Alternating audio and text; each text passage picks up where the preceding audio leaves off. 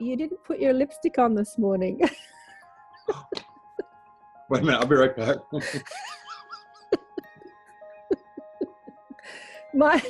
It might get in your moustache. Anyway. Yeah, right. All right, enough silliness. I want to get into that stuff that you don't want to talk about, the stuff that you saw that was like way out there. Come on, tell us everything, Howard. Let's see. Well, okay, you probably know this, but some people don't. You know, people talk about the heavenly choir. One of the things that Jesus showed me was that what our ultimate destiny is to participate with God in the act of creation. And one of the really dumb things that people think is that creation happened and now it's kind of playing out. Creation is right now, and the heavenly choir, if you will, is singing the song. You got to accentuate the positive. Wow, I feel good. A little bit of feel good goes a long way. You're listening to Karen Swain, teacher of deliberate creation, accentuating the positive, showing you a way to a better life. Accentuating the positive, it's not just fad, it's sanity. Who in their right mind would accentuate anything else? If you feel like that's what you want to do. Hello and welcome to another show, Accentuating the Positive with Karen Swain. Sorry, got a bit of a cold this morning, so I'm sounding a bit husky, but I'm so excited to introduce you to the wonderful and delightful Reverend Howard Storm, who has been interviewed many times. You'll see him on the internet. And I've been listening to a few of his interviews, and we're going to get into his story today. Of course, Howard's been a reverend in the church for many years, but it was all sparked by a near-death experience. Welcome to the show, Howard. Thank you, Karen. It's great to have you on. And I have to remember to tell people to subscribe at the beginning of this, because I always say it at the end, but I don't know who stays to the end. Stay to the end and I'll tell you more of what's going on. But if you like the shows, please remember to subscribe. Now, you're an NDE. I was just thinking about it today. We were having a bit of a chat just then, and you were saying how many people that you meet. Since you started coming out and talking on the internet about your NDE, you've probably touched more lives than you ever did as a pastor in the church through the internet. Yes, it's been a huge surprise. I myself have never put anything on the internet. People have just done that. Some people asked me beforehand, but mostly they just did it, and I'm delighted. But when they started doing that, all of a sudden I started getting emails from not just the States, but all over the world. And now it's a regular thing. It's I get a number of emails from people seeking advice, making comments, whatever, from all over the world every day. And I answer them all. And it's become a big part of my life. You know, and if like my wife and I go on vacation or something, I come back and there'll be like, 200 that I've got to get to, and that takes days to get through. Because I take them seriously. You know, people said, why don't you just write up a bunch of pat answers and just hit, answer 8 and send them. Well, I can't do that because it's not what I believe God would want us to do, is to just treat people as categories. Try and treat somebody with prayerful, thoughtful, loving, brief. I try and keep. I believe in simplicity. Did you? So who was the first person to interview you about your? Who was the first person to put you on the internet? I mean, how many years ago was that? Oh, gee, I think it's been like 10 years or something. Yeah, about 10 years. I think it was like, so when I did some of those TV shows there, this wouldn't mean anything to some of your audience, but to me, like Phil Donahue and Oprah Winfrey and stuff like that. Did you do those? Did you do Phil Donahue and Oprah Winfrey? I did Oprah twice, yeah. Oh my goodness, I didn't know that. Wow. Yeah. I'm talking to a celebrity. Oh yeah. Well, I'm going to anticipate the next thought, which is she is really, really delightful. She's very Yeah, yeah. She walks her honored to talk. meet her. Unfortunately, I hadn't written a book then, because if I'd gotten her to promote my book, I would be I'd be in Australia talking to you right now, face to Yeah, face. you'd be set for life. Well, I Yeah. don't know. Is there a way that they could put your book on their website? I don't know. As a part as anyway, it was a long time ago. You spoke to Oprah, over 10 years ago, before the internet. 89. Oh 19. wow. Okay. Oh, God bless Oprah. All right. Well, let's get into your story. I know you've told it many times, but shall we just sort of go briefly through what happened? How old were you? You were 38, and it was in the 80s, wasn't it? It was like in 1987, 85. 85. Yeah. Well, let me do a real quick version, and then we can whatever piques your interest, we can talk about. Yeah, I've got a few things that have piqued my interest, having listened to a few of your things online. Yeah.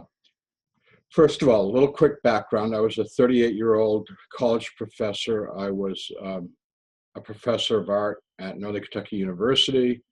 I had been an atheist all of my adult life, and I was a very committed atheist. And all of my friends were atheists, and virtually all of my friends were on the faculty at the same university, and we all shared our views. And we did a lot of Christian bashing and a lot of Christian mocking and stuff like that. And there would be things that I would say during class that let the students know where I was. Like, for example, I had a nun in a class in 1973, and the first day of class, I asked to see her after class, and I said, "By the way, I don't want any religion in this class because I'm an atheist, and I wouldn't tolerate any of that sort of stuff." And she was like, "I'm not here to proselytize. I just want to learn how to paint." And, anyhow, so my dad was a World War II veteran and a fairly successful businessman. I had a nice middle class upbringing in Massachusetts, and my dad was in Australia several times because he was in the Navy and was in New Guinea, stationed in New Guinea. Okay. Anyhow, on June 1st, 1985, I was on the last day of a 3-week art tour of Europe with a group of students and my then wife. And at 11 o'clock in the morning, I had a perforation of the duodenum.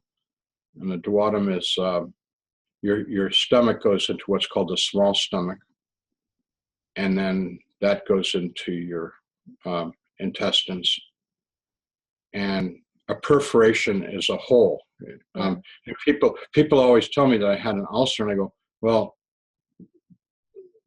something ulcerated, but it ulcerated all the way through into a perforation. The problem with this is it causes sepsis, which is infection in your abdominal cavity. If it's not treated immediately and effectively, it's terminal. I mean, people die from septic infections all the time. It's a very, very common cause of disease, not just from perforations, but all kinds of things. Mm. And the immediate problem for me was when this happened at 11 o'clock in the morning at the Hotel de Lima on the Rue Saint-Germain, Paris, France. I didn't know what had happened, but I was standing there talking to my student, Monica Schoner. And the next thing was I was on the ground screaming, thrashing, cussing. And the pain was of a degree that I'd never experienced in my life. And I had been in some accidents, and once was severely. This was way out of any experience I ever had. It was just overwhelming pain. And my wife called the desk at the hotel. They called a emergency medical service. A doctor came very quickly, got me off the floor, got me on the bed, knew exactly what was wrong with me, and said that if I didn't have surgery within the hour, I would die, and that he called an ambulance, and the ambulance came, and they literally carried me out because I couldn't. I was immobilized in pain, and taken to the big city hospital of Paris, taken to the emergency room, diagnosed by two very nice doctors, took my medical history and everything, and restated several times to me and my wife that I had to have surgery now, like right now. And if I didn't have it right now, I would die. The doctors in the United States, when I came from the United States, told me that my life expectancy was 5 hours or less. Mm. And this is without the surgery. So I was taken several blocks away to the surgical hospital and parked in a bed. And unbeknownst to me, my wife, and I'm sure the doctors in the emergency wing, there was no surgeon available on that Saturday, beautiful Saturday afternoon. Since there was no doctor, there was no one to give any orders for me. So I was put on a bed and left there. And maybe like once every hour, a nurse would come by and say, "Ça va?" And I would tell her in my poor French that I was dying and that I needed morphine. And I had a really kind French roommate, Monsieur Florent, and he spoke English and he translated for me and telling this guy's not going to make it if you don't do something with it. And they would always tell him, "Well, we can't do anything because, he's not." Technically, I wasn't under any doctor's supervision, and under anybody's orders. So I was left there. This started at 11. I was in the surgical unit before noon. And at 8:30 that night, let me just add, during that time, the pain went from so bad I couldn't stand it to 10 times or 100 times worse. Yeah. One of the things that aggravated the pain was breathing. Because when you breathe, you move your diaphragm, which moves your abdominal cavity, which aggravated the ever-migrating digestive juices throughout my abdominal cavity. So the pain went from like a spot to an area to my abdominal cavity, from my crotch up to my shoulders. And breathing was very, very, very difficult. And the only way that I could breathe was by fighting the pain and making myself breathe, because I knew I was rational enough to know that if I didn't breathe, that would be very bad. That would be a bad thing. You know what amazes me with this story is that you remember it all so clearly. It's like when you go through something that horrific, you really don't forget it, do you? I don't forget a bit of it. And that's very interesting to me because the whole thing is so clear that when I tell the story, I have to skim it. Because if I started dwelling in what I know, what's right there, just a fraction of a millimeter of memory away from being, I would start getting too emotional to be able to talk, Yeah, completely. All right, well, let's skip all the pain. And you said, "I'm out of here. I can't stand it." Right. So the nurse came in at 8:30 and said they were not able to find a doctor and they're going to try and get one the next day. And I had been struggling for my life for hours and hours. And according to the doctors in the U.S., I'd far exceeded my life expectancy. So I'd put up a good fight, Yeah. because I was scared to death of dying, because like when you die, it's all over. I mean, like every rational human being in the whole world, as far as I knew that when you're dead, you're dead. It's over, period. Like you don't see little spirits flying up from the dead animals on the road, all that stuff's a lot of, that's an interesting point, and I'm sorry to interject in your story, but I watched my father died, who was a complete, I guess, agnostic atheist. I don't know but he didn't really believe in anything after life after death, and he seemed happy to go. He was only about 75, and he was sick, but he seemed really happy to go. He had a smile on his face. He was happy, and I often wonder if you don't believe that you cease to exist when you die. How could you be okay with that? But he seemed to be okay with that, which kind of perplexed me. But maybe there is something in him that knew. There was some knowing that he wasn't aware of consciously. I don't know. Well, I was eager to die at that point when I knew that there was no prospect of a remedy to my situation, because I had several ounces of hydrochloric acid, which is, the main component of your digestive juices, drifted from my abdominal cavity. Eating it you. hurt bad. Mm-hmm. So I closed my eyes and hoped to die. And I don't know how long I was unconscious, of course, but then I was awake and I felt better than I'd ever felt in my entire life. And I was so happy because, like, I was miraculously healed, you know? I mean, and I'm standing there, and as I'm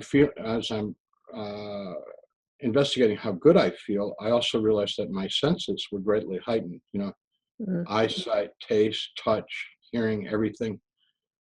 I try to communicate with my wife. Um, from my point of view, she ignored me and just sat there crying, which made me very angry. I Yeah. was screaming and yelling at her. Uh, So I turned to Monsieur Florent, got no response from him, which was hard to understand because he had been so nice to me. Now, why would he be ignoring me now? I was getting the silence treatment. And I also noticed that there was something very, very disturbing in the bed that I had been in. I'm standing in the room, completely physically intact and everything. And when I examined the thing in the bed that was turned away from me and turned towards my wife, who was sitting on the other side of the bed, it looked remarkably like me. And I could not, I knew that it was a piece of dead meat. I knew that, the thing in the bed. But it couldn't be me because I felt better than I'd ever felt in my entire life. So, like, I'm more alive than I've ever been. What is that doing there? And who is that? And I was trying to think of, like, why would the French hospital go to the trouble to make a big, beautiful replica of me and put it on the bed just to mess with my head? You know, that's like a lot of work for just, you know, sort of like an April Fool's trick here. You know, like, and I mean, but that didn't make any sense. It didn't make any sense. So I heard people outside the room calling me in English, Howard, come, it's time, hurry, let's go, we're waiting for you. So I went over to the doorway of the room, and the hallway was very gray, very fuzzy. The room was bright and light and very clear. And there was a group of people standing way back, away from the light of the room. They didn't want the light. I mean, it was clear that they didn't want the light of the room on them. And there were men and women, and they were sort of dressed in gray, and I couldn't make them out at all. And I said, who are you? I'm sick. I need to have surgery. I've been waiting a long time, blah, blah, blah. And they said, we know everything about you. We've been waiting for you a long time. Let's go. Hurry, come with us. So finally, I decided that they were going to take me to my surgery, although they never said that. But they affirmed everything that I said, but they never made a declarative statement, you know, what their intentions were. So I went down the hallway with them, and they encircled me, and we went on and on and on. We never went up, down, right, left, just moving, moving, moving. And one of the things that I came to realize was there were no features to the hallway. There were no walls, no ceiling, just space.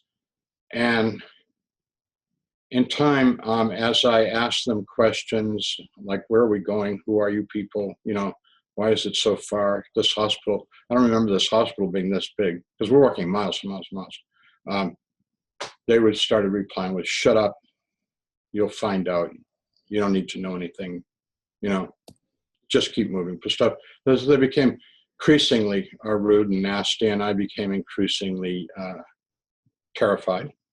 And eventually we got to a place where it had been getting gradually darker and darker, and I was in pitch black. And I said, I'm not going to go with you any further, because I was really scared. And they said, no, you're going further with us. And I said, no, I'm not. And so I refused to move. So they started push and pull. And I tried to get them off me. And the group, which had been 8 or 10 and originally, now was like hundreds or maybe more than that. Wow. In the darkness, basically what I could tell was by hearing and touch. And so I fought well and hard and long, and they played with me. And I can only compare it to like a domestic cat plays with a mouse, you know, chew off a little bit of the foot, and then a little bit of the leg, and then the other foot, and then the other egg, and then chew off an ear, and then chew off. It was exactly like that. Yeah. They were biting, scratching, tearing, and it hurt just like it would in this world.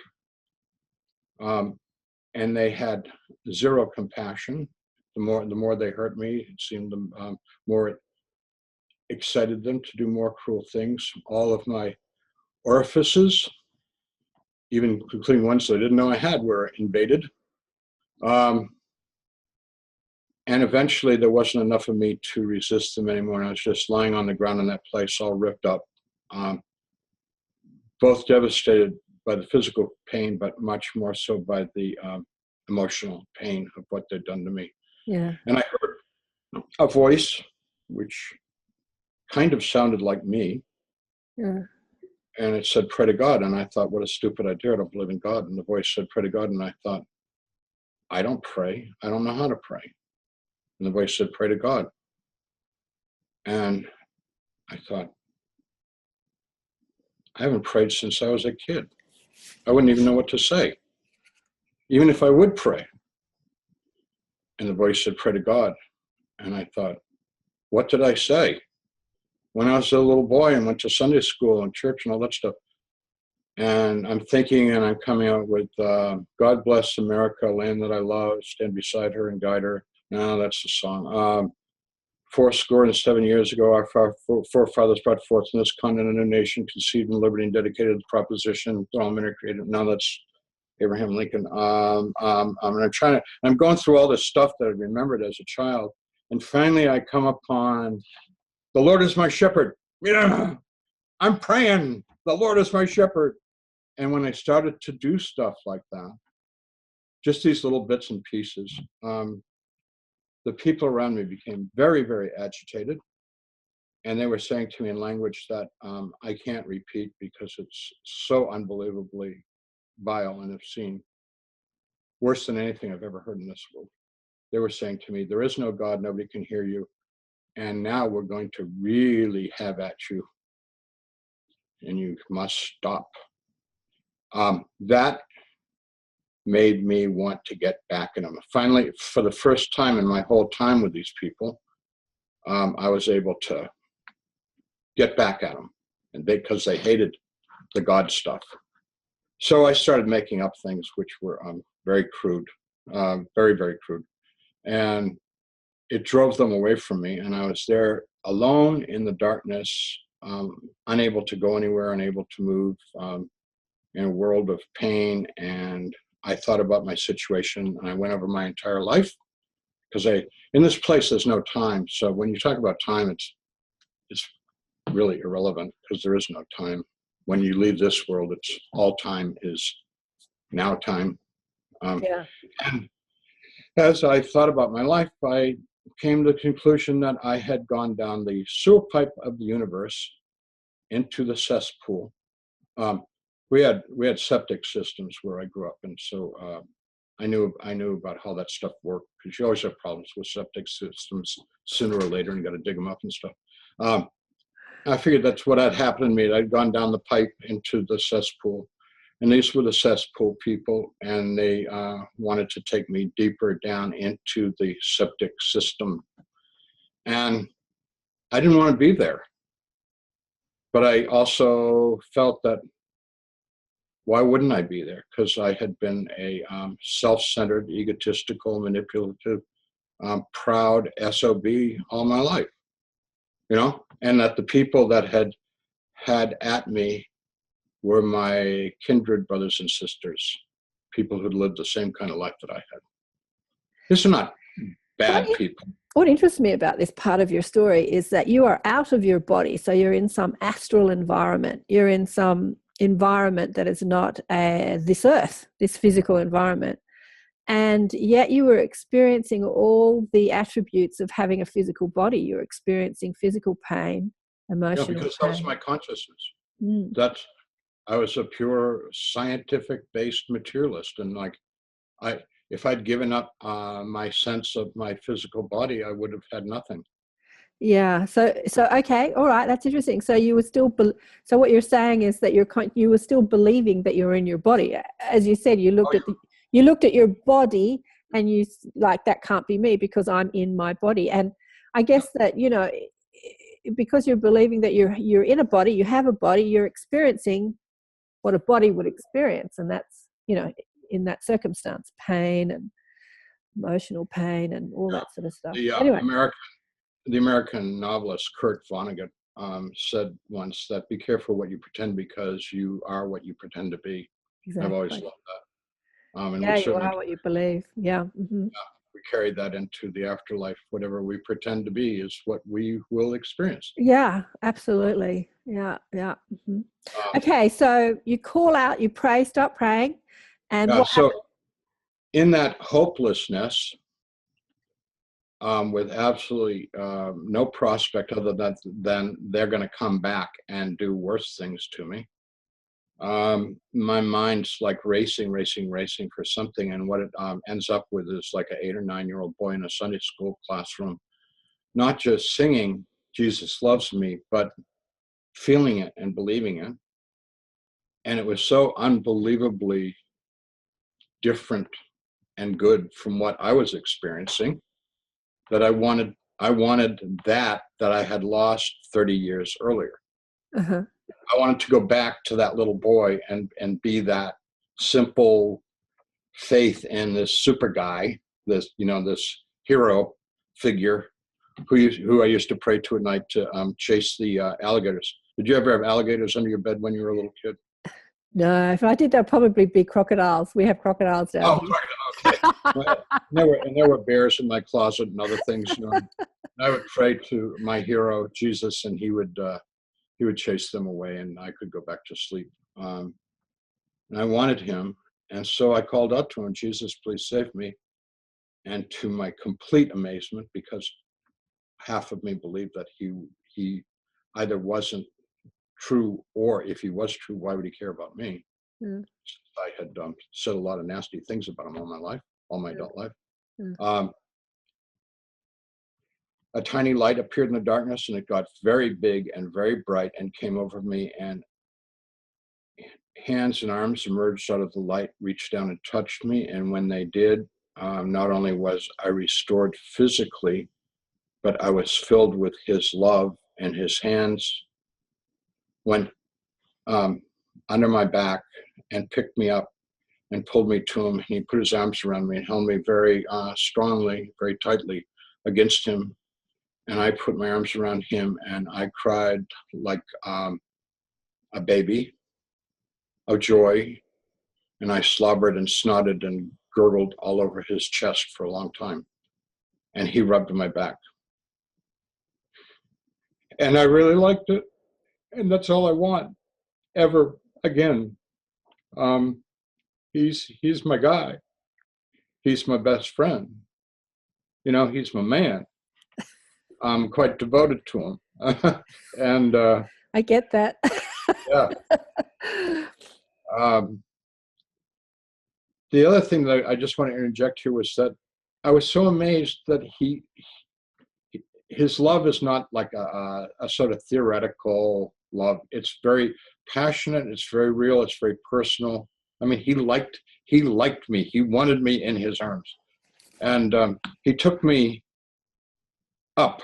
We just started going up, and I was like, we're going up. So I'm holding on to him really tight because I don't want him to drop me.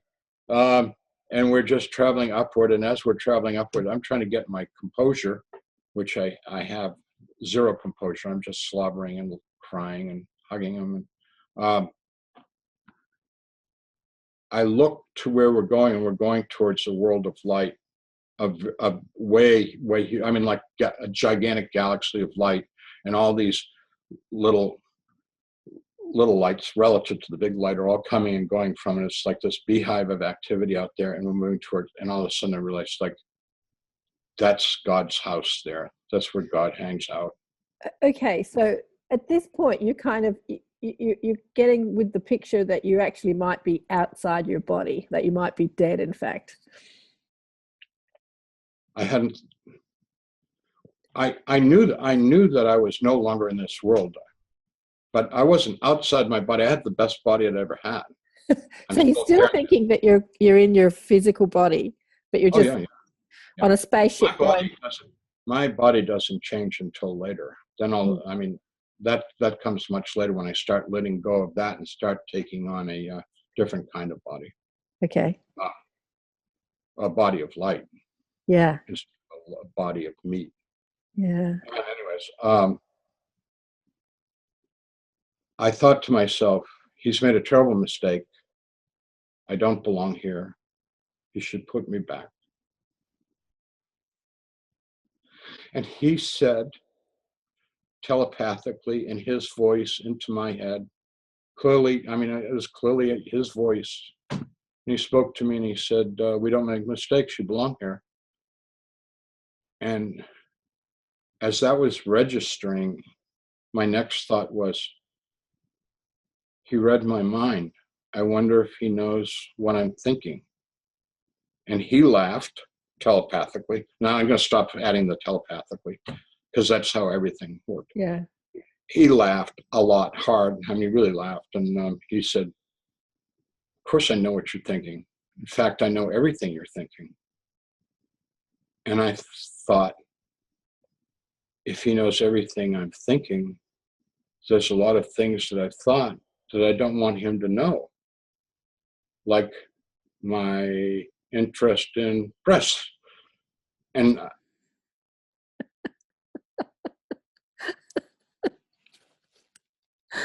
What's happened to you? You're frozen.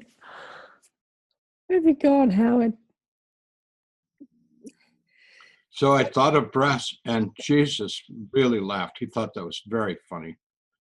And it was so refreshing because all of a sudden, this guy's got a great sense of humor, and he thinks I'm funny. I thought I was being naughty and I was going to get reprimanded or something. And instead, he's a regular guy, he's like a buddy.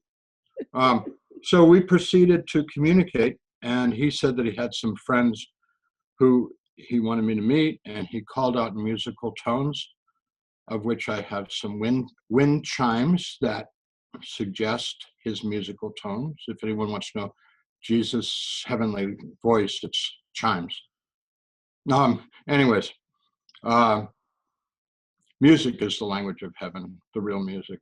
I mean, the real language. Anyhow, so they came over and we did a life review, and that was incredibly awful for me because as I went from my childhood into my adolescence and stuff,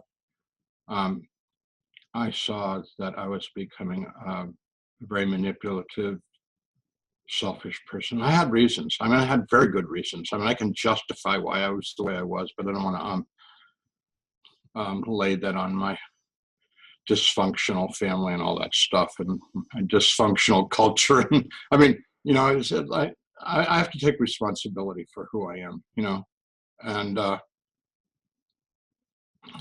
the things that I thought were important, like awards and recognition and position and money and status and all that stuff, they had absolutely no interest in whatsoever. And the only thing they were interested in was, and I can say it in a word, compassion.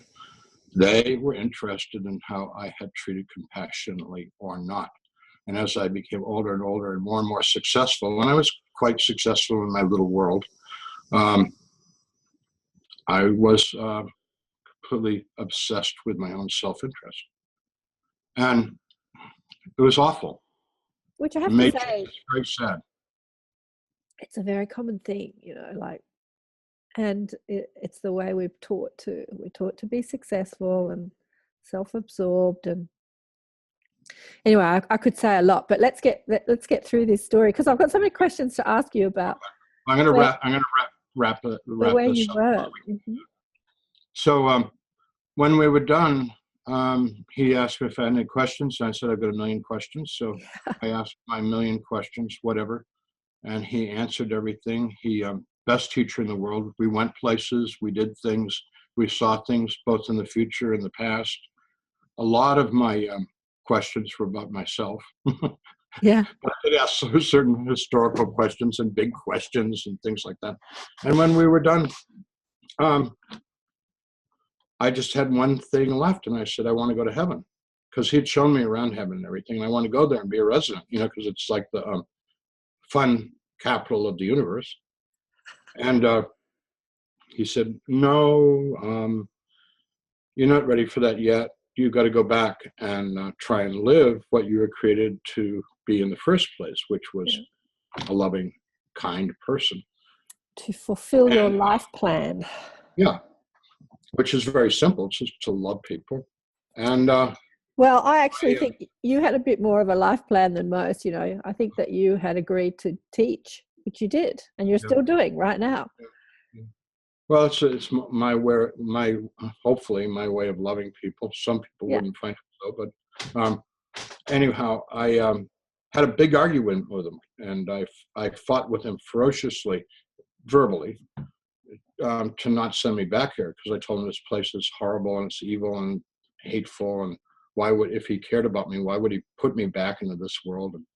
And he refuted all my arguments with more reasoned, sounder arguments. And finally, I was completely defeated, and I agreed to come back. And with that, without any transition whatsoever, I went from my body of radiant light and my heart full of love and my head full of all this knowledge and wisdom that I'd never had before. I was back into a body of excruciating pain.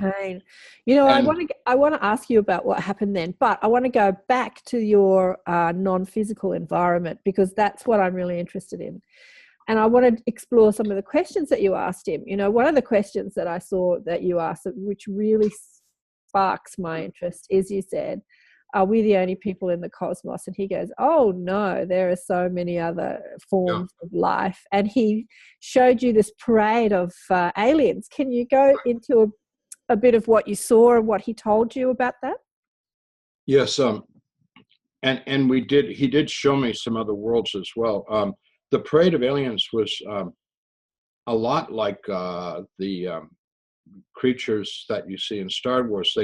In his parade, they started off, and these were images of people, and they were all waving at me and winking at me and speaking to me and stuff. And it was like, I mean, they were trying to engage me a little bit, and it was like really weird, because they started off human-like, and they rapidly became weirder and weirder until they were more like undersea creatures or insects than humans. And I finally said, no, I get it. Okay, there's a lot of different kinds.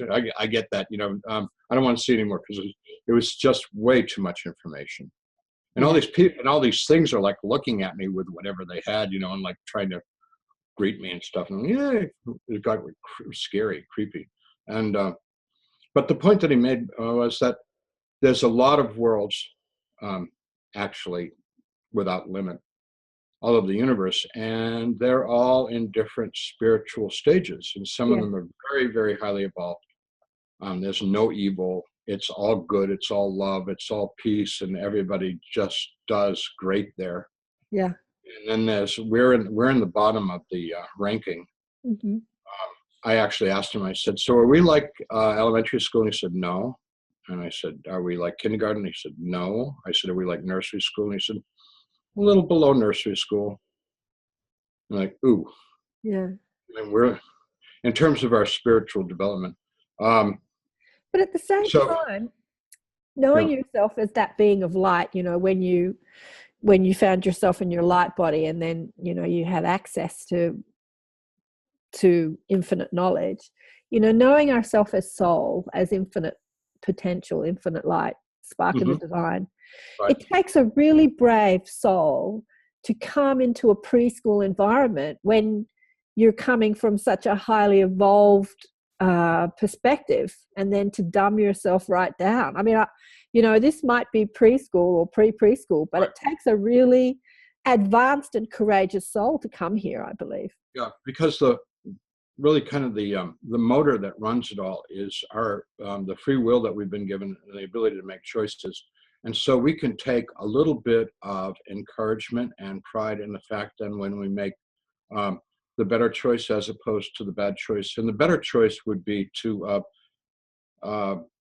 pick up the Kleenex or the napkin that the old lady dropped and give it to her with a smile, as opposed to ignoring it or thinking, what a stupid old lady, why do they let her out in public?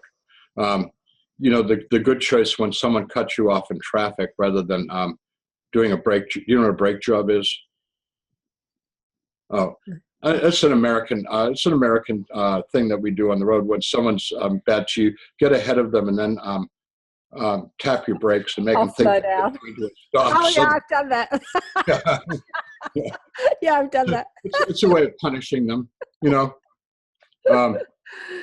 So instead of doing a brake job, you know, say a little prayer for them, because like people that drive that badly are clearly having a really bad day. And Yeah. there's something, maybe their wife just kicked them out of the house, or their dog died, or maybe they were at the doctor's and found out they've got, you know, cancer, or maybe they got fired from their job or whatever. Exactly. You know, Exactly. so say a little prayer for them, send a little good vibes their way, you know. So when we make those good choices, it's like, if we all did that, we would totally transform this whole world into a completely different world. I mean, we could step up the quality of this world like now, if we all conspired to do that. Which is the plan. You know, that's the plan, and that's why he sent you back. Yeah. Because Yeah. you're a part of that plan, you know. Yeah, that's exactly what he told me. Yeah, and you know, that's why I'm here. That's why millions of us. That's why you know, millions and millions of us are here. We're trying to be a part of this step up. And the angels are all they're giving us their really interesting support. Yeah. You know. But I want to get back to. Sorry, my nose just keeps running. The extraterrestrial life, you didn't engage in much of it, because the thing is that I believe that there are a lot of beings from those other worlds that are, you know, high school or university, that are coming here to help the preschoolers graduate. No. But Jesus also told me there's naughty ones too. Oh yeah, I don't want to talk about the naughty ones. People love talking about the naughty ones.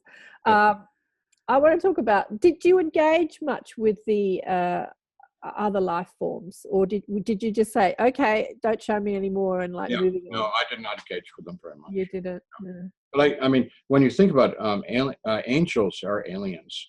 Yeah, they're aliens to us. They're beings from another dimension, another world, and I try and engage with them as much as possible.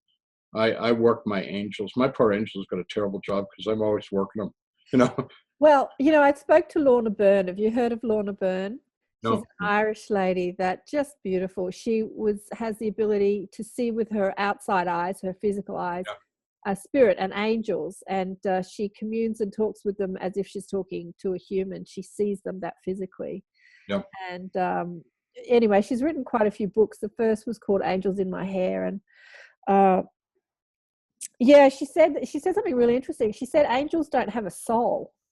And I'm like, how can I reconcile that? I thought everyone is a soul. And she said, no, they're a different creature. They're a different idea. They're a creature of, you know, created by the divine, by God, but they're different to people that are reincarnating or having adventures in physical, in other planets or you know, on Earth. They're different. They're not created to have these lives in other realms. They're specifically there to assist those souls that are having these lives. And so you met some angels. Tell me about your. Oh, we talked a lot about them. Well, I talked a lot with them. Let's talk about the angels. We were surrounded by these angels, and so they interacted. One of the things that they made it clear to me is that God puts a lot of restraints on them, because the angels told me that they want to interfere in our lives. I mean, if they had their way, they would feed us and comb our hair and bathe us and wipe our bums. And I mean, they would just knock themselves out all day long caring for us. They love us that much. And God says, no. If you do that, they're going to be a bunch of spoiled brats. You know, you've got to learn these lessons. And so when the angel sees you about, you know, to stub your toe in the middle of the night on the corner post of the bed, you know, the angel's like wants to, you know, nudge your little foot away, and God says, let him stub his toe. You know, I told him to put a night light there, and he didn't do it. And so, I mean, I've encountered because I do talks and I go out and I meet people, I get to hear a lot of angel stories. Yeah. And I have my own angel stories. I mean, the angels have saved my life a number of times I mean, like the being physically, but I've gotten to hear other people's angel stories, and they're working all the time. And one of the things that people should do is ask them for help. They find it quite irresistible. They think we're adorable. Yeah. You know. Even though they can read our every thought like Jesus can. What I find interesting about angels is they can manifest in a way that we perceive them to be a physical human being. I've heard I've seen them. Yeah. Even Lorna was saying, because she realized they told her nobody could see what she sees, but she was having a walk with Archangel Michael, and she was in a monastery, and there were monks, I don't know, like a Christian monastery, and dressed in their robes, because she's in her 60s now, so it was a while ago. It was when she was a kid, and he was dressed like that as well. And then one of the monks came past him and nodded, and she looked at him and she said, "He can see you," and he goes, "Yep." He had actually appeared physical to this other monk, or Okay. I'll tell you a monastery angel story that happened to me. You want to hear it? Yeah. Okay, so after I recuperated from my illness, which was many, many months, I started going to a church and became friends with the pastor, and we decided to go down to a monastery in Kentucky, which is called Gethsemane. It was about a 3.5-hour drive, and we went down there and had a really beautiful day. And I wanted to go to the graveside of one of my heroes that I'd started reading by the name of Thomas Merton, whose monk name was Father Lewis. And so I asked the monks if I could go to the cemetery, which is off limits, and they let me in and showed me where the grave was. So I was standing over the grave, praying to Thomas Merton, how much he'd influenced me, and thanking him for all he'd done. And this young monk came to me and handed me a book open to the poetry of Thomas Merton, and the title of the poem they opened to was "The Cemetery at Gethsemane." So I read the poem, and of course it was incredibly touching and beautiful. And I handed it back to the monk. No words were exchanged, and he smiled and nodded at me. And I looked over to my friend who was sitting, the pastor, an older man, off about 15 or 20 feet away, who had been watching all this. And I gave him a big smile, as if to, the monastery, there's a rule of silence, okay? That's why there's not much talking. So I gave him this big smile, like, did you see what happened? Wasn't that cool? And he smiled back, and then he looked astonished. And I was wondering what the monk was doing. And I looked over to the monk, and there was nobody there. Now we are in a walled, enclosed cemetery. It's walled with big gates and everything. And part of the wall is to the side of the church. There's no windows, no doors. And there's only one way in, through the gate that we'd come in. And he had disappeared. So I went over to the pastor and I said, "Did you see that young monk come up and give me the book?" And he said, "Yeah." He said, "I don't know where he came from." And I said, "Did you see him just disappear into thin air?" And he said, "Yeah." And I said, he looks exactly like a young Thomas Merton. And he said, "Yeah, he does." Don't you? So I got a lot of stories like that. Oh, I know. You've got so many stories, but I want to get back to, because your experience in this other realm is just quite extensive and amazing. So I want to explore a little bit more of it. When did you start kind of dropping the idea that you were in a physical form and start having a light body? What was happening? It was very gradual, and the thing was that the angel, I call them angels, for lack of a better term. I mean, they knew all about me, but I asked them at one point if I could see them in a physical form. And they said, "Well, sure, we can appear to you in a physical form if you'd like." And I said, "No, I hate people. I don't want to see any people." And I meant it. So I said, "Okay." So they were beautiful. They were opalescent. Okay. They were radiant. And although Jesus was holding me physically, he would be much more characterized by the light that he emitted, which was not painful. I mean, I was a welder for a while when I was younger, and if I'm telling you that if that light were light as we know it, it would have fried me. I mean, I would have been toasted.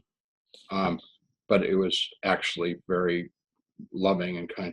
Anyways, when Jesus started telling me about life in heaven, which is you can move through time and space at will, no transition. You can go like, I want to go hang out with the dinosaurs for a while, see what that was like. Then you just, boom, you just do that. Or I want to go be in the Roman Empire, put me in, Antioch in the Roman Empire. I want to see what Paul was like when he was a kid.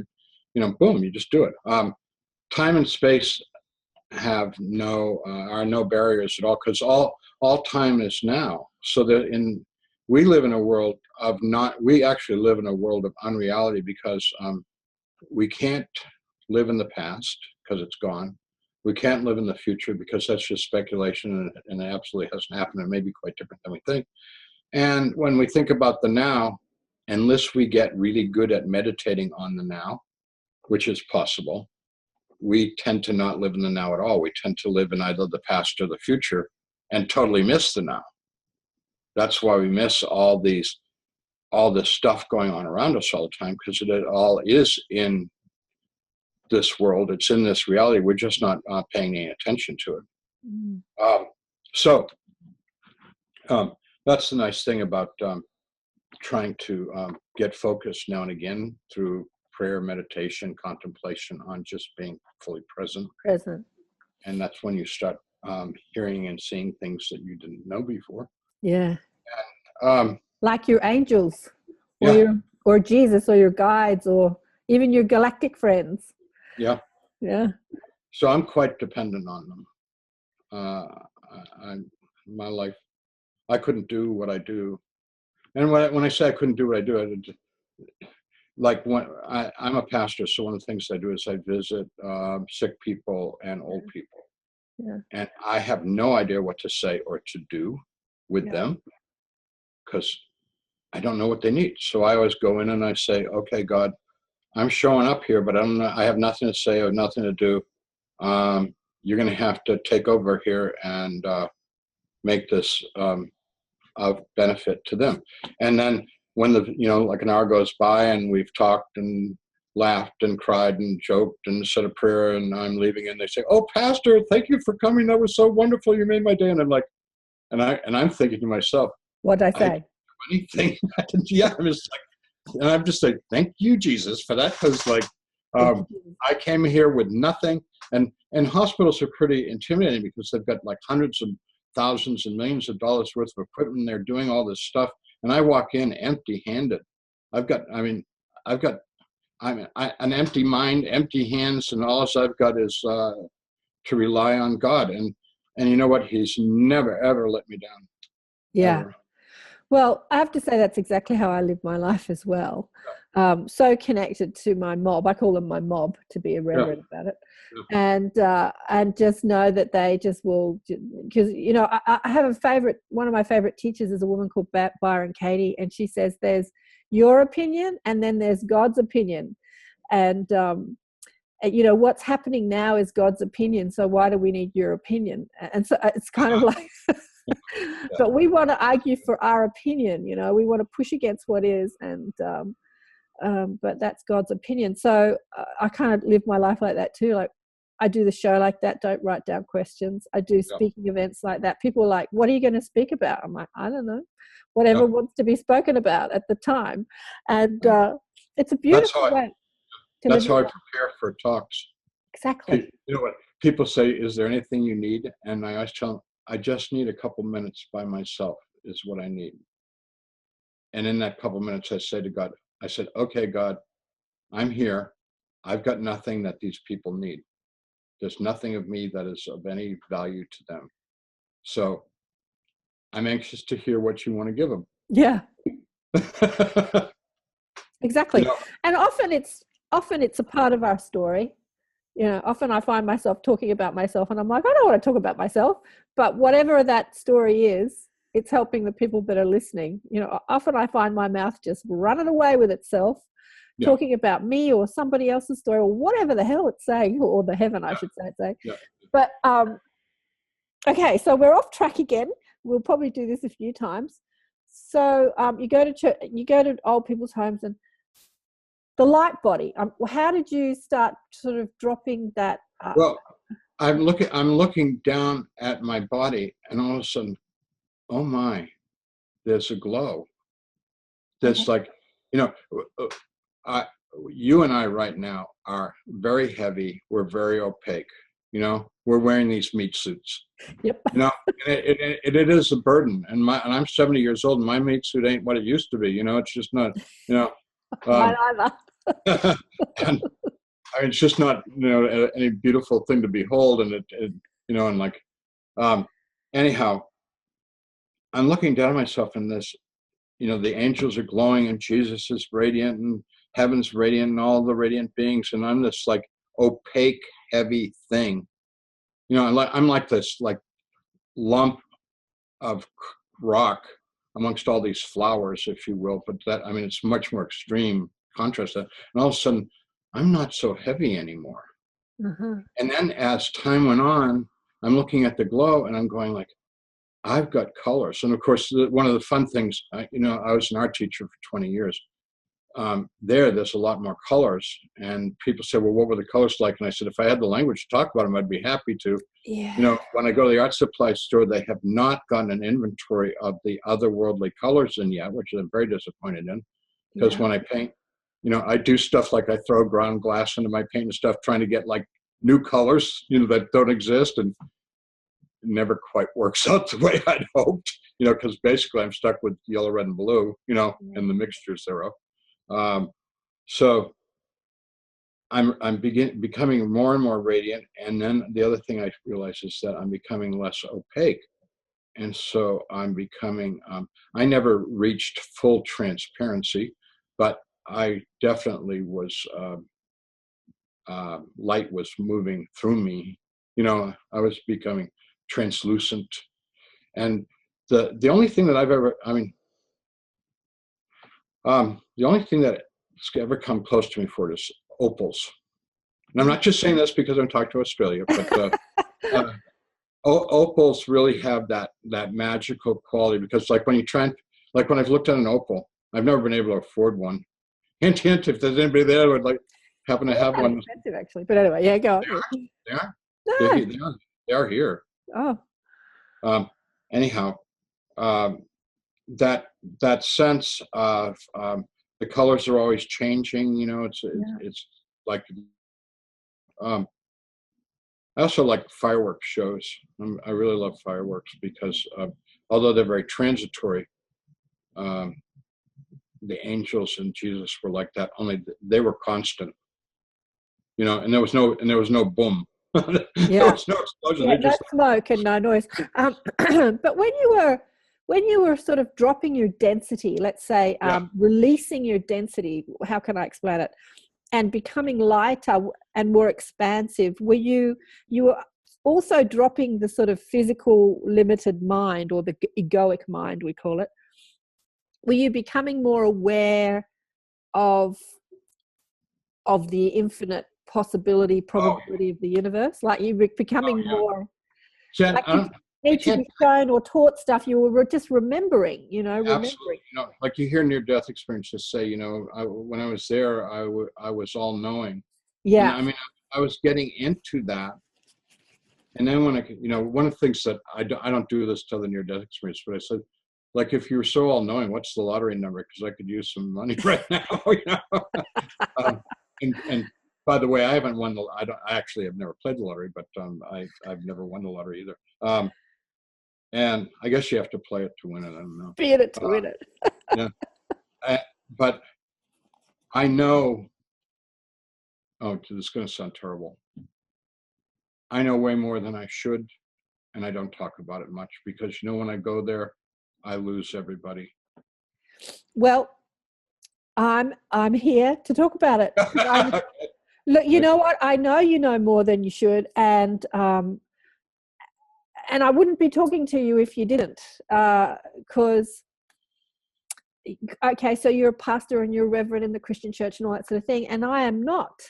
But I don't denounce any religion, but I don't support any religion either, because I think that because you know more than you should, I don't think religion per se, any of them, allows us to go there. And as a young girl, I wanted to go there. I wanted to talk about aliens and the cosmos, and religion wasn't going to show me that. And I promise you, I can be a better critic of the church than you can. well, I'm not here to be a critic of the church. No, but I want to be a critic for a minute. The problem with the church is that people turn it into a tribal unit to control other people. Yeah. Which was never the intention of Jesus or God or any of the prophets. And matter of fact, you could make a good argument that, what was Jesus's real intention about church to begin with? Because he never started one. No. You know? Nor was he a Christian. It's funny enough, because I get a lot of overzealous, religious people judge me on the YouTube, especially when I was talking about Doreen Virtue becoming a born-again Christian. So she's a New Age author. I looked at her interview because you had referenced her. I thought she was delightful. Hey? Yeah, I thought she was delightful. She's delightful, but she's kind of gone down this sort of religious thing. And so it sparked a lot of argument between Christians and New Age people, again, some category that's dividing us instead of connecting us. I think it's really, really terrible, because our whole interest is bringing people together. Mother Teresa said, when asked in India, what do you think of all these religions in India? And I guess we could say that she was pretty well defined as a good Catholic lady, right? Yeah. She said, I love all religions. I just love my own the best. Yeah. And so when people ask me about other religions, I said, I love all religions. I just love Christianity. It's my culture.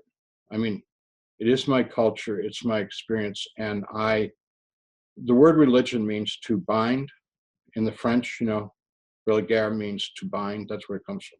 And so I have bound myself to a practice, a discipline, a tradition, and I try to make it expansive and inclusive and not exclusive. And I try to open it up and emphasize what I think is essential. And I try to despise everything that excludes people. And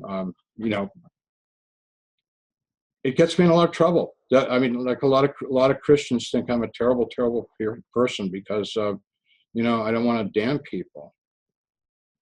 Well, I don't think Jesus ever taught anyone to damn anybody. On that little interview I sent you, like he's always said to me when I've asked him about how so much bloodshed and war and argument has happened in his name, be it the overzealous born-again Christian people that want to tell you you're going to go to hell if you don't believe in him, and war's a bit like, I'm like, how do you reconcile this?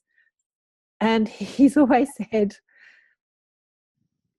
I love everyone, no matter who they are. So, the unconditional love that comes from the Christ consciousness is beyond most human understandings. And I think Absolutely. That you experience that, but I've not had a near-death experience that I know of. I know that I hang out in non-physical, like we all do, at night and have lovely conversations with people. But, we need to bring that to earth. It's that conversation that you had in that non-physical realm that needs to be more expanded here in this physical realm. It's that conversation of unconditional love and acceptance, which a lot of religion tends to not. Well, I wouldn't say a lot of it, but there are many amazing people that are religious people, you being one of them. So listen, I want to get into that stuff that you don't want to talk about, the stuff that you saw that was like way out there. Come on, tell us everything, Howard. Let's see. Well, okay, you probably know this, but some people don't. People talk about the heavenly choir. One of the things that Jesus showed me was that what our ultimate destiny is to participate with God in the act of creation. And one of the really dumb things that people think is that creation happened, and now it's kind of playing out. Creation is right now, and the heavenly choir, if you will, is singing the song creation. Now, I have to use the English language because I don't know how to communicate this stuff other than with language. Their singing is they're creating vibrational states of space, which is what theoretical physicists say everything in the universe is. All space, all energy, all matter is vibrational states of space, and they are actually creating the vibrations. And the reason why God created us, God's just a creative madman. I mean, in the nice sense of the word, he just loves to create, and he creates us to participate and extend the whole range of creation, because we were created to be, one of the reasons why we're in this world was we were created to be of God and non-God, and that in that way we bring a little of our own flavor. You know, God thought up vanilla, chocolate, and strawberry, and now he's looking for people that come up with raspberry chocolate chip mint. You know, Exactly. Coconut cherry. He created duality. So instead of the pure positive energy that our soul is, he created like God and non-God, as you say, like light and dark, and contrast. Duality. So in that heavenly choir, what is required is an absolutely pure heart for God, because there's nobody in the heavenly choir that wants to create dissonance. So our being, and it doesn't matter whether it takes a few thousand years or a few billion years, is to evolve our heart and our will to that place where we just completely, totally are pure in heart and want to be one with God. And when we get to that place, then we get to go to the heavenly choir. Ask Jesus. So when people approach the heavenly choir, what are they doing? He said a lot of them lock up. And I said, what do you mean they lock up? And he said, oh, it's just so overwhelmingly beautiful and good and powerful. I mean, the energy coming off that is just like, unbelievable, that they just stand there and just freeze up and look at it and bask in it. And I said, well, how long do they do that? And they said, as long as they like. And I said, well, how long? And he said, well, it's hard to define. He said, like, in the way you would understand it, some of them hundreds of years, some thousands of years, some millions of years, before they actually join in and start participating. But when you join in and participate, you're actually participating with the Creator in the creation.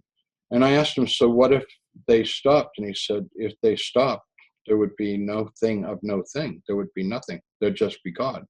It would all cease. And what's happening in the universe is ever expanding, ever getting more wonderful. It's a multi-dimensional universe. So it's not just the physical universe that we know of, which we know very little of, because 97% of it is dark matter and dark energy. We only are aware of 3% of our physical universe.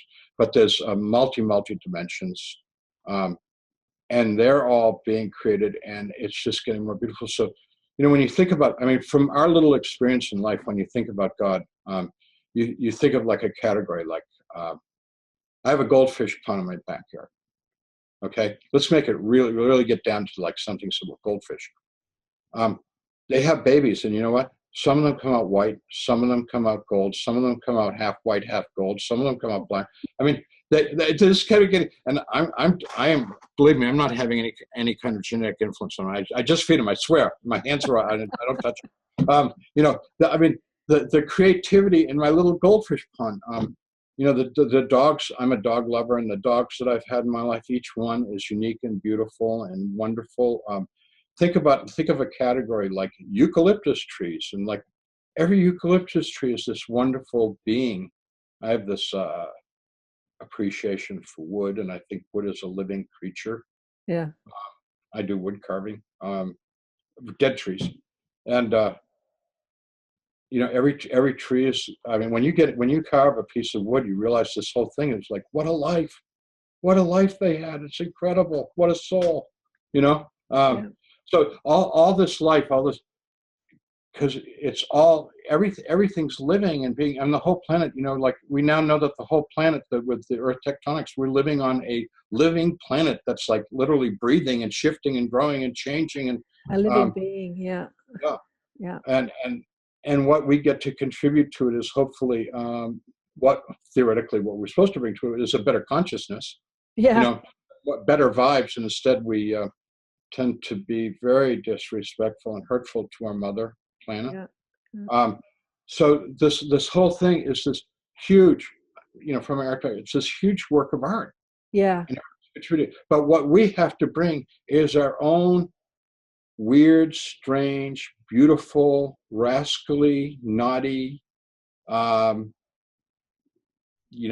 bizarre life experience, because God has given us. One of the things I like to do is I like to sit at the airport and watch people. I really get off on that. I'm a huge people watcher. Yeah. And every one of them is so beautiful and so different. And as an artist, and I'm quite serious here, and this isn't fluff. As an artist, if you sit down and do a portrait of someone or try and paint somebody, you come to realize they are the most beautiful creature in the whole world. Every single one of them. It's just amazing. And then you think about their life experience and their gifts and their potential. And God has made us all to have these incredible potentials to do wonderful things. Yeah. And in our culture, it's unfortunately so stifled. I had the best job I ever had in life was I was an art teacher. And to give kids permission to make art, and then to encourage them. It was really, really, really fun. And I got paid to do it. So Howard, why aren't you still doing that? I loved being an art teacher. I didn't love the university, because the university is very, very, very close-minded. And there's a lot of hurtful behavior. And I'm going to say something terrible, but there are many people in the university, perhaps a lot, who have no interest in the students and in them becoming more beautiful beings. Oh, there's so many. And it was hard to be. I felt like I was participating in a very hypocritical, corrupt system. Yeah, but you could set up shop in a garage and have a couple of little kids. But anyway, that's another story. But I spoke to an amazing guy called Bill McKenna, and we were talking about dimensions. You were talking about how we're multidimensional, and we were talking about he was explaining really well the third dimension. I thought his explanation of it was beautiful. And the third dimension has all these institutions, like we have political institutions, monetary institutions, educational institutions, and this institutionalization of humanity as religious institutions is very 3D. It's a very 3D construct. And he was saying that, inside 3D, there's wanting, thwarted wanting, and indifference. And I just thought it was a beautiful explanation of the third dimension, but he was moving on to the fourth dimension. He's talking more like what you were talking about. You don't have that indifference anymore. You become more in the moment, more connected to the now, more present with what's happening around you, rather than indifference, like going out into traffic or to the supermarket. You're just indifferent to what's happening around you, the people, the traffic, like completely indifferent, not in the now at all, like on this mission to fulfill your desire, whether it is to buy the groceries or it was just quite an extraordinary way of looking at, perspective of looking at what we're doing here. Institutions are a really big problem, because people can hide in the institution, and the institutional values become their values, and they lose their heart, they lose their humanity. But I've seen so many institutions go awry. I was married to a Hare Krishna for a while, and inside that religion institution there was so much corruption, and I heard that the head of that church, if you like to use that language, the guru Prabhupada, who brought Hare Krishna to the West, was actually poisoned by his disciples, because that he wasn't moving them up the rung. He wasn't ordaining them as like high priests or whatever, and they were getting impatient, so they just knocked him off. Because like most religious institution, it became an extremely, extremely wealthy institution, and with this money became greed, and I wonder, how we can create institution, you know, like groups or community without having any of that institutionalization, you know, like that's something I wonder about often. The reason why I'm a minister in the church that I belong to, which is it's come from congregationalism, is that every congregation is autonomous and we have no central authority governing us. And the church that I'm serving now is 20 to 30 people, and we have no money. And it's a wonderful group, and I love them and they love me, and there's no dissonance there. It's just beautiful. And we live hand to mouth, and I get paid very, very little, which is so fun for me. And, you know, it's just great. And many of my colleagues tease me all the time about like, what a loser I am. You know, I'm a loser with a loser church. And I go, yeah, and proud of it, you know, very proud of it. And when you get involved with a big institution, all of a sudden, you know, the pursuit of money and stability and growth and stuff overwhelms. It does. Especially in America, because in America, you know, our current president was elected because he convinced people that he was one of the wealthiest people in the world. Yet to be proven whether that's true or not, but we admire wealth to the point of if you're wealthy, you're a president. I have to tell you something. My next door neighbor is very big in the Catholic Church, and we always have these wonderful philosophical conversations about spirituality and Catholicism. Anyway, there's this big conference happening in Sydney, a big Catholic conference. And I said, what's the purpose? And she said, evangelization. And I like, what? You know, evangelism, evangelization. They want to evangelize people. I'm like, okay. And it's fascinating talking to her. So she's working in the city at the moment in a high-rise in the city, and they've got 16 floors, the Catholic Church. And I'm like, oh my God, the amount of money to have 16 floors, the archdiocese in the Catholic, you know, in the city, the amount of money involved in that. And it just, as she was talking about, they're spending $15 million on this conference. And as she was talking about the wealth involved in the Catholic Church, my eyes were just boggling. And she said, oh, that's nothing. The Hillsong people will invest $20 million in a conference. Oh, yeah. That's just big, big, big business and money and finance in some of these religious institutions. It's just, wow. I'm waiting for someone to come along and corrupt me with money, but they better hurry up because I'm getting old and it's not happening. Well, as you know, I'm pretty sure that, you know, the purpose of life wasn't to be successful and make lots of money. Although money does mobilize things, you know, money can get things done. I used to, not a lot, but I used to start my talks off with, hi, my name's Howard Storm. I'm happy to be here, and I won the lottery. Matter of fact, I won all the lotteries. I won the Irish sweepstakes. I won the New York lottery and the California lottery and the Ohio lottery. And people look at me and I said, yeah, I've got the love of God. That's the lottery. That's the winning ticket. You know, I came up with the right numbers and I won. I mean, I've got it made for the rest of my life. Nothing can ever happen to me better than this. This is the best it could possibly be. And it's going to be even better when I get out of here and move on, move up, graduate from this place. I thought that would get people's attention, but I don't know if they got it or not. So I stopped doing that. But I believe, I mean, if you ask me, am I the richest man in the world? I would say very possibly yes. Not that there aren't other people with the equal amount of wealth that I have. I mean, I'm sure there's quite a few others, and I've met them too. But I can't speak for another person's heart. I can only speak for mine. My heart overflows with God's love. Yeah. You know, what more could you want? Well, that's one of the purposes, isn't it? To forget who we are and then remember. And once you remember, living here can become such a joy. I mean, you know, you cease to struggle. Yeah. You know, Jesus said to me, and you've arrived. Yeah. When I was asking Jesus about not sending me back, and I told him what a rotten place this world was, he said, it's also full of love. Yeah. He said that if you're loving, you will attract loving people and you will attract love. And if you're angry or hateful or mean or greedy, that's what you'll attract to. And you know what? He was 100% right. Yeah. And there you go. my life is so full of good people. Yeah. I mean, that's part of me winning the lottery, is that, like, not only do I have this love, but all these good, loving people are my friends. Yeah.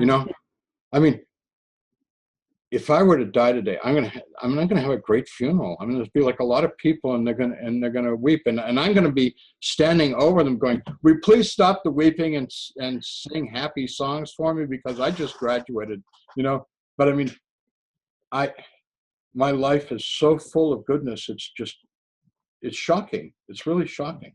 I just came from a funeral the other day. My sister-in-law's mother died, who I was very close to, but she was like 94. And when you've got the ability to talk to people who have left their body, call them dead, whatever you want to call them, they don't like being called dead people, because like you, they're more alive than they've ever been. Yeah. Healthier, more alive, more vibrant, more joyous. So how can you call them dead? Anyway, they just so don't want you to grieve for them, because they are just so happy. And I guess the grieving process is really about you feeling like you've lost them. But then when you... And you have. I mean, we miss them. I miss my mom. You can reconnect to them if you want to. Yeah. I chat to dead people all the time. I was doing a funeral one day it was at a funeral home, and the woman that I was doing the funeral for was a really saintly old lady in her late 90s, and I really loved her. And at the end of the funeral, the last words at the funeral home are the committal, and I'm standing next to the open coffin doing the committal, committing her to God. And she opened her eyes and smiled at me and thanked me. The corpse in the coffin. And like, I stopped and I looked out at the people to see if anybody else had seen it. And they're all like, "Oh," they're all grieving. I'm going, I need to get on with this. That was for me, but because it really happened, but I was sitting, they were all sitting. So they didn't really have the perspective into the coffin like I had, because I'm right up against the coffin. So but she gave the most beautiful smile. You didn't check to see if she still had a pulse?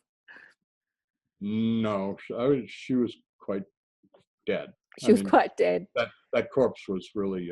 but she gave you that vision. Yeah. This world that we find so real and solid, from that other perspective, you would have seen the illusion of it, which quantum physics is starting to talk about. Nothing is, like Deepak says, nothing is matter. And in a way, he says, therefore, nothing really matters, because nothing is matter. The stuff of the universe that we think is so real and solid, like our bodies and money and all that sort of stuff, it's actually just energy and information swimming in a quantum soup, but we're perceiving it because we have these limited perceptual apparatuses that make us perceive it the way we perceive it. Mm-hmm. And in times where I've been making things matter that don't matter, I often think about that. I often think that nothing is matter, and so therefore nothing matters. Like So when I die, I'm going to the good place and not to the bad place, because but there's love in me, and that's what attracts us to the good place, and that's what repels us from the good place, is the lack of love. And so I'm going to the good place. I know that. And when I go there, I get to do a lot of catching up and a lot of hugging and kissing and loving a whole bunch of people, like my mom and my sister and stuff like that. And people that I've never met that I've wanted to meet, including a lot of people that somehow they touched my life, or I touched their life, that made it possible for us to make that next little tiny step, forward. And then one of the things I might consider is maybe an opportunity to go to a better world and have that experience, which would be really cool. Wouldn't it be nice to go to a world that was paradise, and just enjoy with those beings paradise for a while? And then I might, eventually I might be given some responsibilities, like an overseer for like a household or a family or a town, and then in my development, it might be like a whole area or a country or a planet or a universe, and those will all be. And so what I am looking forward to, in no particular order, because between me and God, it's all going to be perfect. One wonderful, beautiful adventure and experience after another, upon another, upon another, ultimately culminating in that. I like to call it the heavenly symphony, because they're actually not singing with their voices. It's hard to explain the vibrational thing that they're It's a contributing. vibrational, Their whole being that they're giving out, and each one of them is their own instrument. I mean, they're not bringing violins and pianos and harps. They're bringing, their instrument is themselves. Their vibration, yeah. But I could talk about that all day too, because I'm a big believer and proponent of music being a spiritual tool, and there's so many conscious music artists. Jesus believes that. And there's so many beautiful conscious music artists out there that are using their music to raise the vibration of our consciousness on the planet. And whether they're singing kirtan, which is like mantra music, which is reciting the sort of Hindu words, or pop music that they're singing, but they're like, I was at a concert the other night, Lulu and Mishka, and their songs and the intent of their songs is so beautiful and so uplifting and so divine, and nothing to do with religion really, just intention and love and following that path. But you said that there's no such thing as time, there's only the spacious now when you're in that environment. So inside this spacious now, aren't you, and I've heard you also say you don't believe in reincarnation because there's so many other places to go, why would you come back here? Yeah, that's how I mean that, is that. But wouldn't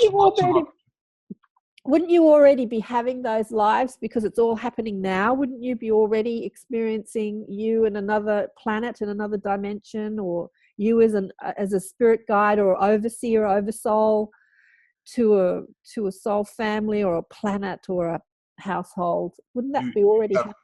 You have surpassed my ability to comprehend. It's right. If it's all now, then where's the past and the future? And like, I can't get it. I can't understand it. But when you're in that environment, you got it. I did, but here it's like, what I'm working on. I live in the real world, and I drive a real car and have real appointments and have a real watch and clocks and cell phone and all that stuff. So, I have to pay attention to the past and the future, and my little appointment calendar is my little, guide. But my goal in this world is to be as fully present to every moment that I'm in. That's what I'm trying to achieve here. And I just don't think that much about what happened before or what's going to happen tomorrow. But I think if I stay really focused on the here and now, and take care of business, put out the trash, feed the dogs, make sure they get their walkies, because they need their walkies, or else they're going to do things to make me sad. Howard, I've just looked at the time. We've been like, apart from a few interruptions, we've been talking for about an hour and a half, so the time's flown by. I'm just getting started here. I know, and I'm thinking you have to put all this stuff down that I didn't get to question you about in another book, Howard, in another book, another one, all the stuff you didn't write about, because I might, but I'll tell you what, the more I go out of the known territory, I just get so much negative feedback for it doesn't matter, who cares?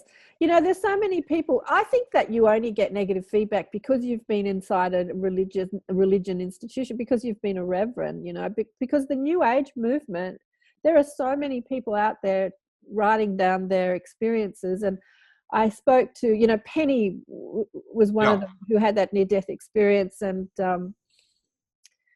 she was saying when she came back, she could feel the rocks loving her and the trees talking to her, and her husband thought she was going crazy. But and then another beautiful Yvonne had this incredibly expansive experience, and she speaks like you did. She explored different universes, and she was saying from that perspective, if you want to understand the nature of an atom, you could take yourself right into the atom and be inside the atom, and then you could be out in the cosmos looking at all the different universes, and from the, like she said that she felt like she was over there for hundreds of years. She was actually in a coma for a while, I think a few weeks, but she was just going like zipping around the universe, and we didn't have a chance to talk about not even a nano percentage of what she experienced over there.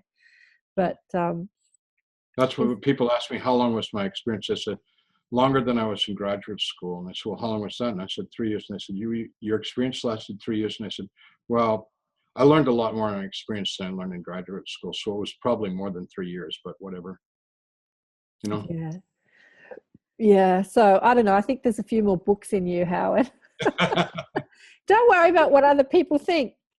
Here's the thing. Another good friend of mine who I interviewed, a woman called Frances Reiki. Her mother was an Australian that moved over to the States in the war, and she died at the age of 89, I think, in 2010.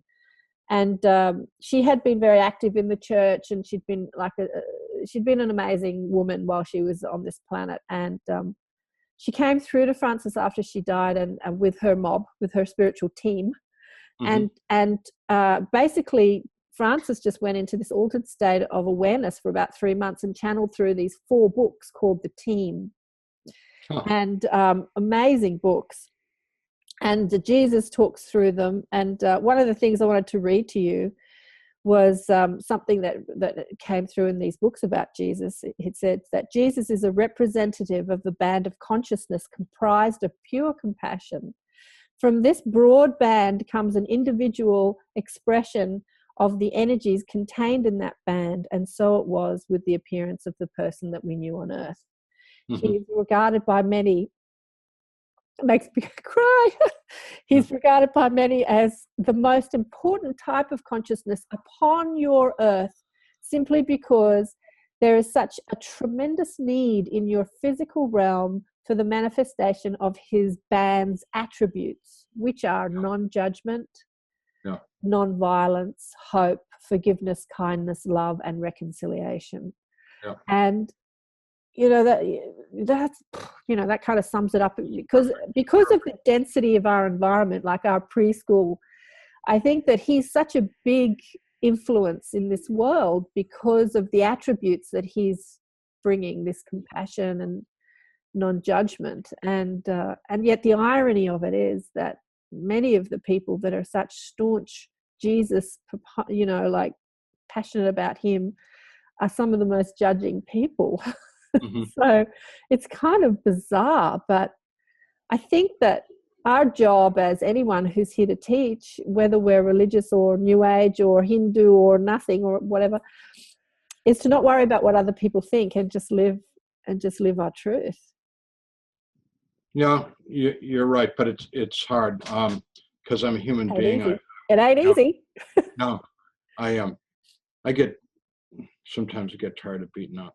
My ex-wife who left me told me that I was a huge embarrassment to her.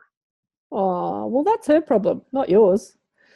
No, you're right. But I loved her. I loved her, and I love her. Still, I mean, I can't not love her.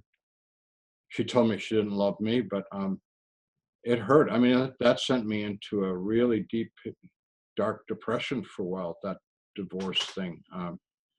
The tough thing about being loving is when you're loving, it makes you very vulnerable because you're putting out all this love, and then when the love is like thrown to the ground and stomped on, it's just like, really, that's what you're doing with my love, Yeah, but think about your man, right? Think about your guy. He did exactly that. Like, he loved people. And, in that little video I showed you, this is what he said to me when I'm like, so how did you cope with that? Like, you just loved people and taught them how to love, and then they persecuted you and they crucified you. And he said, well, when you're so connected to your pure essence, to your divine essence, to your source energy, that you understand none of it is real. It's just the illusion of the mind. And he said, you know, I wanted to demonstrate non-judgment, so I allowed people, I created it. He said, I created it. I created a scenario that had people judge me, persecute me, and kill me. Mm-hmm. And they still didn't piss me off. I know. It's I want to be like him. I'm striving to be like him, but it's not easy. It is not easy. I heard you say that before. I mean, I watched some of your stuff, and I heard you say, no, that's fine. But what a sense of humor, and they still didn't piss me off. I thought that was hilarious. And you're right, he's got an amazing sense of humor and cracks me up all the time. Yeah. But, you know, we probably have to go, but I wanted to talk about how you came back into this really sick body, but you came back armed with this knowing. Did that help you with the pain and the recovery and all that? Yes and no. The problem was when I came back, I could see all the spiritual stuff I didn't try, it was just there. So I saw it's way more complicated, but I saw all the angels and the demons. I saw all the good spirits, the bad spirits, and there's a lot more indifferent spirits. But anyways, and so I was having daily conversations with angels, and I was having conversations with demons, and so I'm really, really, really sick, right? I was on, you know what critical is in the US? I was critical for 5 weeks. 5 weeks, right. And so, I mean, I wasn't doing much, you know. I wasn't eating. I wasn't having bowel movements. I was just like, and couldn't lift my head. Anyhow, so I'm seeing all this stuff, and people are coming in, and I would want to say things to them. I said, like, you know, hey, how you doing? You know, I think there's some bad stuff in your life, but you can get rid of it if you, like, you know, really like sort of ramped up the love towards your parents. You know, I think that they would drive away those things that are trying to take you down and really souring your life. And I found out a couple years later. I mean, I also could see into people's feelings, heart, and I knew that they thought I was ridiculous. And I found out later that I was famous in the hospital, and people used to come to see me to laugh at me. And I knew that.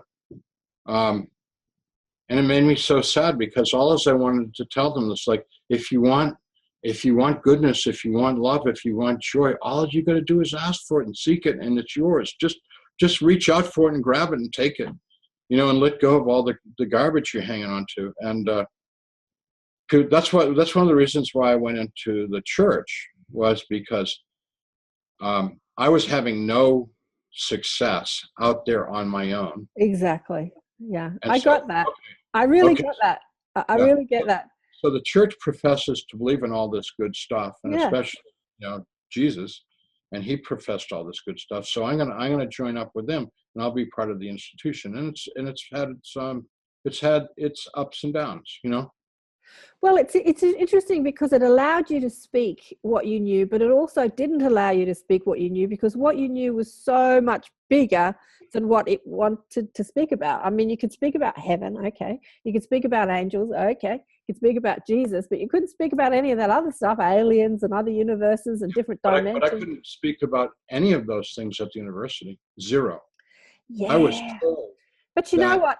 It takes a brave soul to take on this body, and then it takes an even braver soul to take on this body, to remember who we are, and then to tell, you know, the puny little human minds exactly who we are. And I suppose in 1985, there weren't too many people, but now there are just simply millions and millions and millions of even just near-death experiences who have had similar experience. That I think God's doing something, because I think God's getting very frustrated, because we're doing so much damage to not just the creation, but to all these beautiful souls that's God. We're doing so much damage. You know, there's a billion people living in abject poverty. You know, and there's people that don't have a life as we would understand a life, and God wants this all to change, because He made us all to be supportive and sharing and contributing to each other and growing in beautiful ways as God's creatures. And so I think God's doing something really big. And, people talk about the end of the world and the apocalypse and all that stuff. Well, I don't see it. There's going to be some destruction. There's going to be some hard times, but I see it as a birth pain. I think the birth of beautiful new creation is very, very close. I even have some dates in mind. Oh, you do? Oh, that's what I wanted to talk to you about. I had it in my notes, the future probable Earths, because he showed you future probable Earths. This is something that Lorna Byrne was shown too, the angel lady. And she was shown, like you, she was shown positive timelines and negative timelines, probable realities, futures and negative, depending on the choice that we make as humans. But now we're coming up to nearly 2 hours, but I could talk to you for hours and hours. I tell you what I'd love to do next year. I've got a little tribe of about 20 people that are in my inner sanctum circle. Okay. And I invite some of the people I speak to on the show to come in as a guest teacher, and we have a couple of hours together to nut this out, talk about this. Yeah. I'd love to invite you into the inner sanctum next year to come explore. Yeah, because that's what we're up to down here. We're up to shifting dimensions, like you talked about, all the different dimensions. We're graduating from preschool to kindergarten. Yeah. So maybe we'll just touch on, I suppose, that creating that probable future, that positive timeline, is about whether a critical mass, enough of us actually shift in our thinking and our consciousness. And it's not just wishful thinking, because in talking to Jesus about this, he said it's God's will. It's going to happen. This is not something, and the only question, are we going to be part of the solution or part of the problem? Yeah. That's all. Yeah.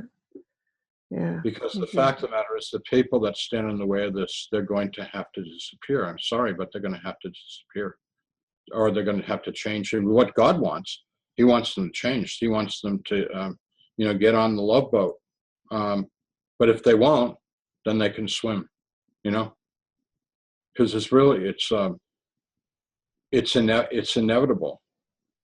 And I would like to think that I've had my little participation and encouragement of that. I think you used the term the plan. That's how Jesus talked about the plan. Yeah. Plan. Yeah. There is a plan. There's a plan. Soul plan. Yeah. Stick to the plan. Stick to the plan.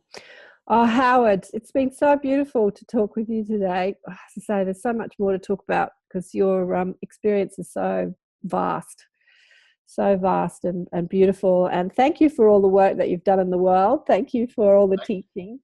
And God's plan was for you to get your message out there. He put you on Oprah, no doubt. I'm no Oprah, but at least there's a few other thousand people that aren't you down under's answer to Oprah? Pardon? Aren't you down under's answer to Oprah? No, I'm not down under's answer to Oprah.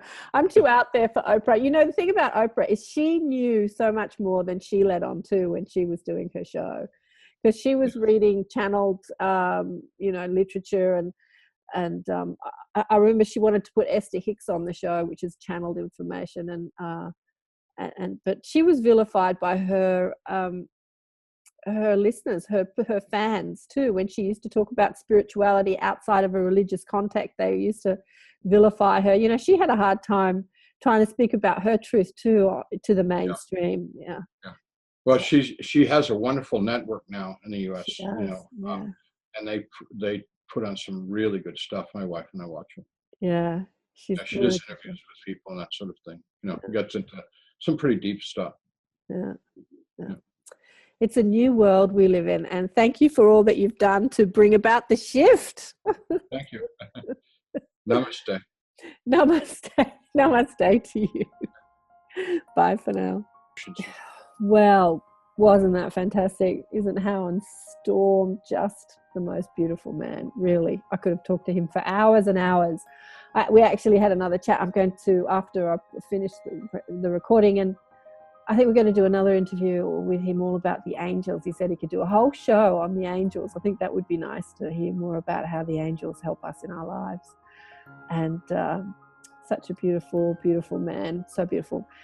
So thanks again for watching another show, Accentuating the Positive. And if you want to join us in the Inner Sanctum, our little tribe, you can meet Howard, and he's going to join us next year. You can meet him next year and ask him questions yourself. He's got so much more knowledge to share than he's actually even put in his books or done on any interview. So yeah, bring your questions with you. And this is Deliberate Creation for the New World Teachers, helping you get your story and your message out there to the world. So if you need a reading or some help or support, come and have a session with me. Thanks again for watching. Love you all. Bye for now. Thanks so much for joining us for another enlightened conversation on Accentuate the Positive. If you would like spiritual guidance from my guides, blissful beings, go to karenswain.com for a reading, or to listen to more enlightened thought leaders share their wisdom.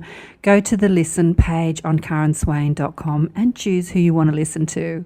All the podcasts are also available on iTunes. Remember to check us out on Facebook, Twitter, Instagram, Pinterest, you name it, we're there. Until next time, bye for now. Feel like that